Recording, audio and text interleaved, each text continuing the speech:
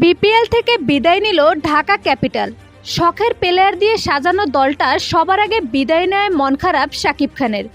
Cinema জগতের পর প্রথমবার মতো বিপিএল দল কিনছিলেন শাকিব খান। অন্যান্য দলের থেকে বেশি আলোচনায় ছিল তার দলটি। স্পন্সরে ভরপুর ছিল ঢাকা ক্যাপিটাল দলের জন্য। দেশি বিদেশি খেলোয়াড় দিয়ে ভরপুর ছিল দলটি।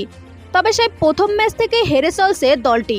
কে 6টা ম্যাচ হেরে কিছুটা বিদায় নেওয়ার মতো হয়ে গেছে দলটি। কোয়ার্টার ফাইনাল খেলতে গেলেও বাকি সব ম্যাচ জিততে হবে দলটি, যা কখনোই সম্ভব নয়। অন্যদিকে দলের এমন হারে মন খারাপ। শাকিব খান নিজেও বর্তমানে বরবাদের শুটিংয়ে মুম্বাই থাকলেও রীতিমতো দলের খবর রাখতেন তিনি। এক ঘনিষ্ঠ সূত্রে জানা যায়, দলের এমন হারের পর ক্রিকেট নিয়ে কথা বলতে বা শুনতে চাচ্ছেন না তিনি। পুরোদমে সিনেমায় মনোযোগী হতে যাচ্ছেন তিনি।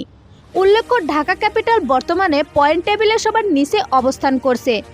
সোভিয়েত ঢাকা ক্যাপিটাল দলের ব্যর্থতা কোন জায়গায় মনে হয় আপনার? জানিয়ে দিন কমেন্ট করে।